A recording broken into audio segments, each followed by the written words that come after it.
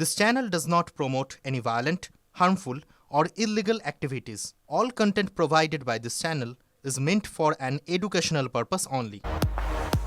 নমস্কার, দেখছেন টিভি9 বাংলা। বেঙ্গল ব্রেকিং নিয়ে আপনাদের সঙ্গে আমি অনির্বাণ, আর আমার সঙ্গে আমি শর্মিষ্ঠা রয়েছি। অনির্বাণ, সামনেই তো ভোট, রাজ্য জুড়ে প্রচার চলছে, সভা চলছে, কোথাও কোথাও আন্দোলনও তো চলছে। রাজ্যে আন্দোলনের শেষ নেই শর্মিষ্ঠা। সব আন্দোলন থেকেই নেতা নেত্রীরা লড়াই করার ডাক দেন, দিচ্ছেনও, মাথা উঁচু করে চলার বার্তা দেন। নেতা নেত্রীদের সেই কথা যদি ছোটরা শোনে তাহলে কি হয়? অমান্য করেনি। এখানে ছোটরা নেতা নেত্রীদের শেখানো কথা, দেখানো পথ অমান্য করেনি। একদল স্কুল পড়ুয়া মাথা উঁচু করে লড়াই করতে নেমেছে, যা দেখে লজ্জায় মুখ লুকোনোর জায়গা খুঁজছেন শাসক দলের নেতা নেত্রীরা। আর না পেরে শেষমেশ ধমকি দিয়ে ফেললেন।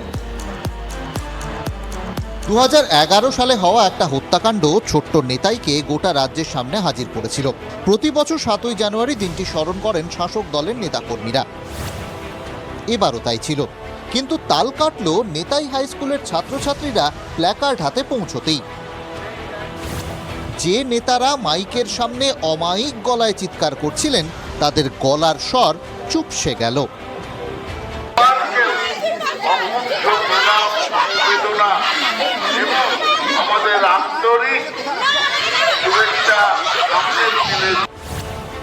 রাজ্যে শিক্ষা দুর্নীতির জালে জড়িয়ে, শিক্ষক নিয়োগে তারিখ পে তারিখ চলছে, কিন্তু তা বলে মাধ্যমিকের গণ্ডি পার না হওয়া ছাত্রছাত্রীদের আটকাতেও পুলিশ লাগবে?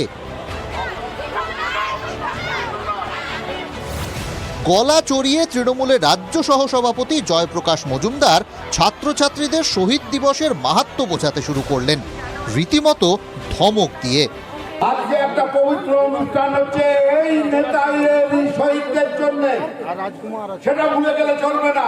ছাত্রছাত্রীদের চুপ করুন, ছাত্রছাত্রীদের মনে রাখতে হবে। জয়প্রকাশ মঞ্চে থাকা এক নেতাকে ধমকাতেই পাল্টা প্রশ্ন এক ছাত্রীর। আমি কথা বলছি, আপনারা কথা বলছেন, ওনাকে বলছি, ওনাকে বলছি।